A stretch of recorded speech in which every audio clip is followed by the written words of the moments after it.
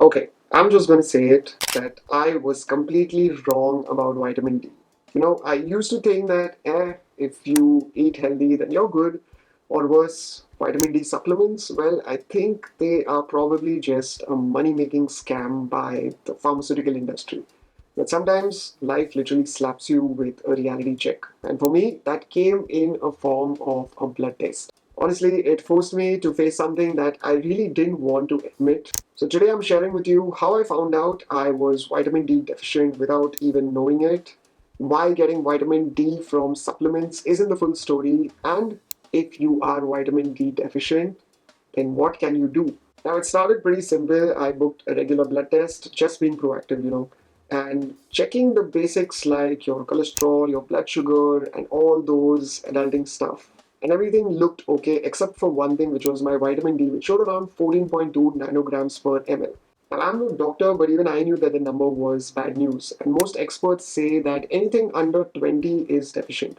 Some even say you should be aiming for like 30 plus. So at first I laughed it off, but then how can I be so low because I eat clean, I exercise, I'm always outside, but then why? The truth is, I wasn't going outside enough, not without sunscreen, not with enough of my skin being exposed to the sun, and not at the right time of the day, and definitely not consistently. And here's the thing that nobody told me that you can't realistically fix vitamin D deficiency through diet alone. Because if you think that, okay, I'm going to have oily fish, then great, only if you're eating it every other day. If you're thinking of mushrooms, well, good, but only if they are UV exposed or yes, they're sun dried. And if you're thinking like fortified foods, well, yes, they are helpful, but you do need a lot of them.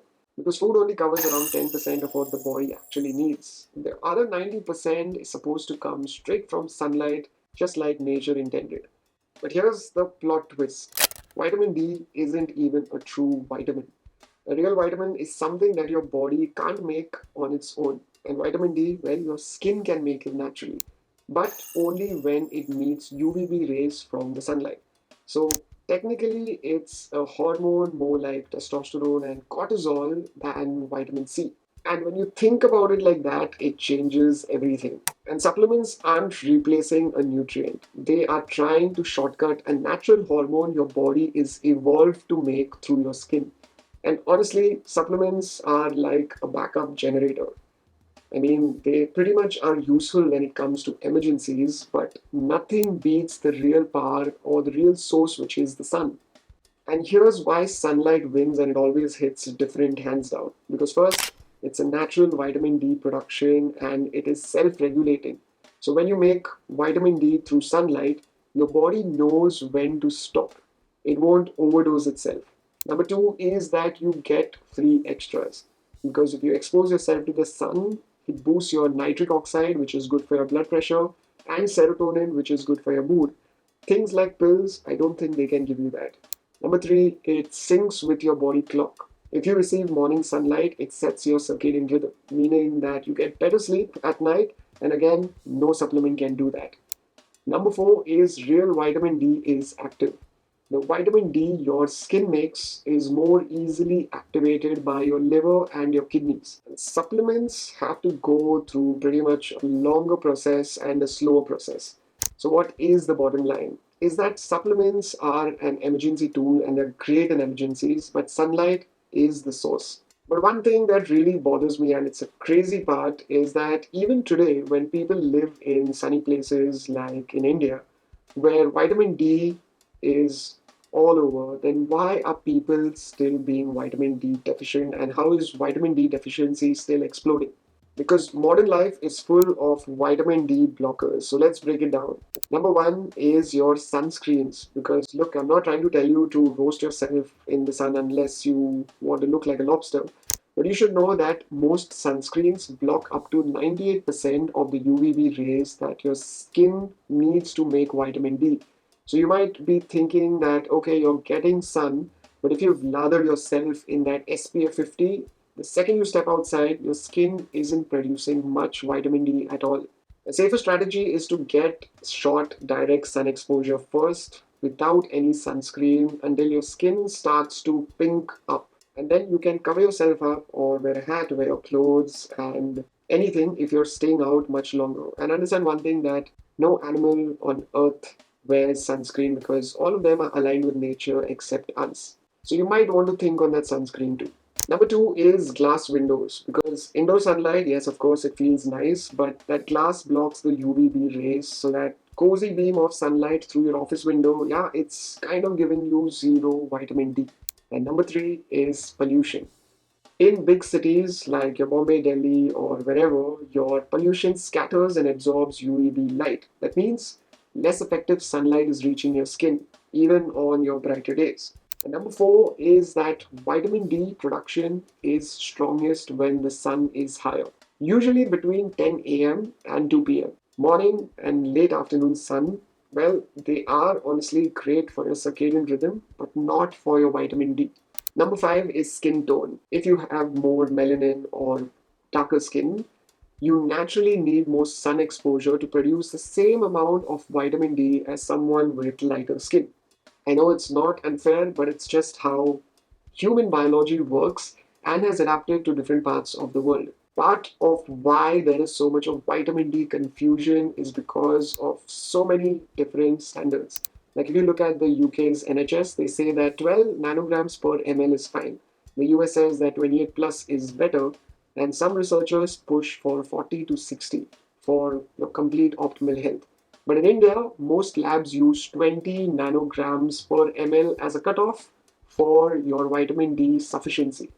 But some experts, you can say, they suggest that we aim for at least 30 ng per ml or slightly higher for optimal immunity and mood. And the Indian Council of Medical Research always sets it at around 20, which they say is the safe minimum. But honestly, that's just the bare minimum.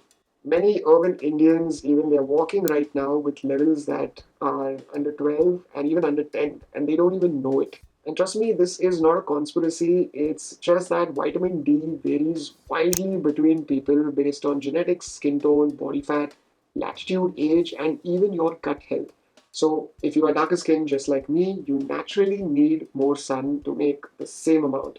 If you are, let's say, overweight, vitamin D can be trapped in your fat cells, making it very less available. But if you live somewhere in a gloomy or cold climate, you might not be making much, especially between the month of October and March, or in between those months. And now, if you're watching this and you're just thinking, like, okay, wait, I don't eat too well, I don't really take supplements, so how the heck do I fix my vitamin D? Well, honestly, don't worry because I got you. Now, when I found out I was vitamin D deficient, I didn't want to just think of popping a pill or, just hoping for the best. I wanted to do it my way pretty much, and that is naturally. And not just naturally, but also sustainably and in the line of what my body actually needs. So here's what I do or I did every day. Now, if you live in India, especially with melanin rich skin like mine, you need around 600 to 1000 IU of vitamin D per day. This is what is as per the Indian Council of Medical Research. What do you do now? If you're thinking that you want to supplement, well, I would say that it's good if it's an emergency, but they are not the root solution. Your skin is like your natural solar panel, and you have to understand that if you want to turn that sunshine into a usable vitamin D, here's what I would recommend and I do. Firstly is I get sunlight, and no, not through the window. I aim for 15 to 25 minutes of direct sunlight, which is going to touch my arms, which is going to touch my face, and all of it exposed without any sunscreen. Ideally, I would say before 9:30 a.m. And yes, I know some of you are going to be saying like, okay, wait, you just told me that the best UVB rays is after 10 a.m., right? Well, you're absolutely right. But most people either avoid going in the sun during that time because they treat it like plague, and then they drench themselves in that SPF 50 and they're running indoors. So instead of you chasing for the perfect sun, I recommend the consistent sun, because I live in India where UV levels can get very harsh very fast. And yes, UVB rays are needed for vitamin D, which peak from 10 a.m. to 3 p.m. But most people, you know what they do? They either cover up completely or slap themselves with that sunscreen or are just indoors all day. So instead of you chasing for that perfect UVB rays, I would say go for consistent sun contact. In the morning, when my skin can build up that tolerance naturally, see that morning sun between 7:30 a.m. to 9:30 a.m. may not be UVB heavy, but it will help you set a lot of your hormones, it will prep your skin, and it will also build that sun skin relationship very naturally. It's about training your body to receive light again.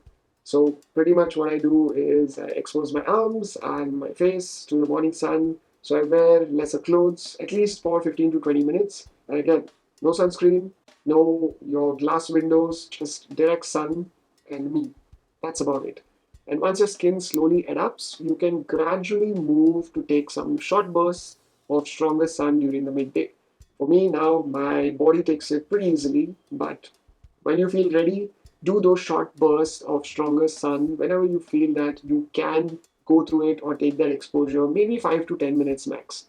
And that's especially around the 10:30 a.m. to 11 a.m. Now, one more thing I also do is that I load myself up with natural plant-based sources like mushrooms, especially the ones that are sun-dried. If you like drumsticks, then moringa, one of the coolest. If you like soaked sesame seeds, then go for it. Fermented foods are very important, like your kanji, idli, dosa. They're very good for your gut health. And also, if you can, methi laddus, which are pretty much an Ayurvedic method of making it, not the ones that you get in your sweet shop. And load yourself up with magnesium rich foods like your pumpkin seeds, your spinach, and even your banana. Because without magnesium, your vitamin D just sits there like a lazy bum. So eat foods that help your body activate and store the vitamin D. Remember, this is sunlight, food, and movement working together. And no, no supplements and no shortcuts. And if you feel like, you can also include a herb like ashwagandha, because what they do is they help regulate hormones and your immunity.